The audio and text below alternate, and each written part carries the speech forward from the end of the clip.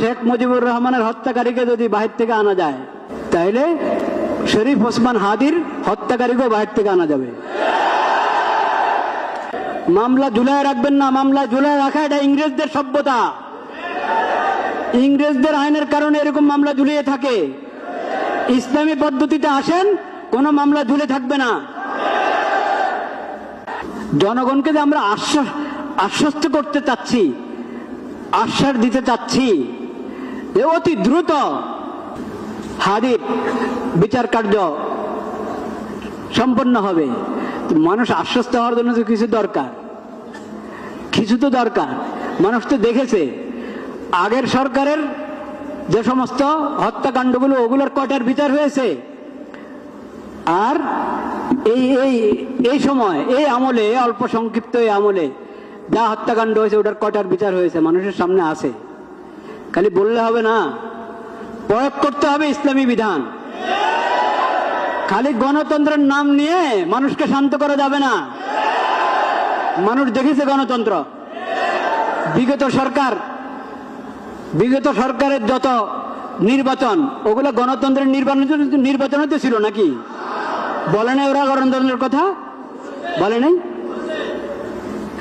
যতদিন আল্লাহর বিধানের কথা বলতে লজ্জা পাবেন, দেশে শান্তি আনতে পারবেন না। গণতন্ত্রের পরীক্ষা হয়ে গেছে।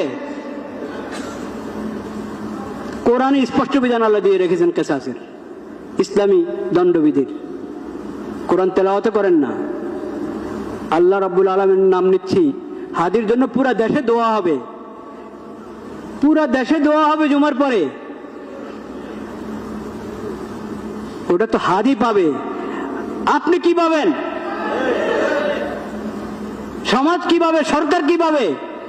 সমাজ এবং সরকার এবং দেশে শান্তি শৃঙ্খলা ফিরে আসতে হলে আল্লাহর বিধান প্রয়োগ করতে হবে। কেসাসের বিধান আল্লাহ যেভাবে দিয়েছেন সেভাবে প্রয়োগ করেন। মামলা ঝুলায় রাখবেন না, মামলা ঝুলায় রাখা এটা ইংরেজদের সভ্যতা। ইংরেজদের আইনের কারণে এরকম মামলা ঝুলিয়ে থাকে। ইসলামী পদ্ধতিতে আসেন, কোনো মামলা ঝুলে থাকবে না। ইসলামের দ্বন্দ্ববিধি এবং ইসলামের কেসাস যদি প্রয়োগ করতে পারি আমরা সাহস করে, তাহলে ইনশাআল্লাহ সমাজে পূর্ণ শৃঙ্খলা এবং শান্তি নিরাপত্তা ফিরে আসবে। আল্লাহ রাব্বুল আলামিন সেই তৌফিক নসিব করেন। এখন কি হয়? বিশৃঙ্খলা সৃষ্টিকারীরা জেলে ঢুকলেও আবার জামিন পায়। বিশৃঙ্খলা সৃষ্টিকারী কেন জামিন পাবে? অন্যায়ভাবে জেলে ঢুকে জামিন পায় না, হয় কিনা? এরকম ঘটনা আছে। কিন্তু বহুত বড় অপরাধী, পাপাচারী জেলে ঢুকে জামিন পেয়ে যায়, জামিন পেয়ে বেরো বিদেশে চলে যায়, হত্যা করে বিদেশে চলে যায়। হত্যাকারীদের শেখ মুজিবুর রহমানের হত্যাকারীকে যদি বাহির থেকে আনা যায়, তাহলে শরীফ ওসমান হাদির হত্যাকারীকেও বাহির থেকে আনা যাবে।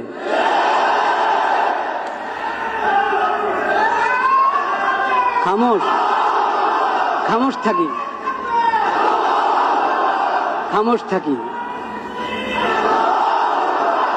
উপলব্ধি করার চেষ্টা করি। ভাইরা আমার, উপলব্ধি করার চেষ্টা করি,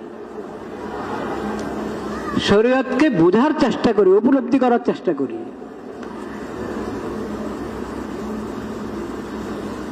সব অন্যায়। শরীফ ওসমান হাদির রক্ত আল্লাহর কাছে এটাও রক্ত। আর চিটাগাঙে যে অ্যাডভোকেটকে হত্যা করা হয়েছে, সাইফুল ইসলাম আলিফ, তার রক্ত আল্লাহর কাছে রক্ত। যার খুন হওয়ার পরে, অন্যায় খুন হওয়ার পরে পুরা দেশ একসাথে জেগে উঠে, তার রক্ত আল্লাহর কাছে রক্ত।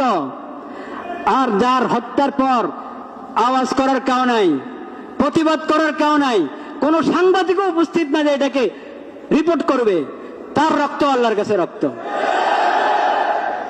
এই জন্য আল্লাহ রাব্বুল আলামিন অন্যায় হত্যার যে শাস্তি, কেসাস, যে শাস্তি, ও শাস্তির নাম আল্লাহ দিয়েছেন কেসাস। কেসাস শব্দের অর্থ মানে বরাবর সরাবর, সমতা আছে। এটার মধ্যে কি আছে? সমতা আছে। আল্লাহর কাছে সব বরাবর, সব বরাবর। আবু বকর সিদ্দিক রাদিয়াল্লাহু তাআলা আনহু,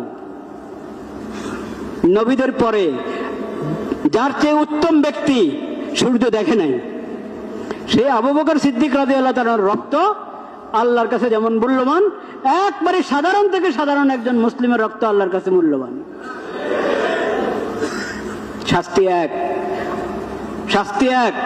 আবু বকর সিদ্দিক রাদিয়াল্লাহু তাআলার মতো নবীর পরে তার মতো আর মানুষ হয় না, কিন্তু কথার কথা বলছি, তার মতো কাউকে কেউ হত্যা করলো, সেখানেও যে হত্যাকারী শুধু তার থেকে কেসাস নেওয়া হবে, তাকেই বিচার হিসাবে হত্যা করা হবে।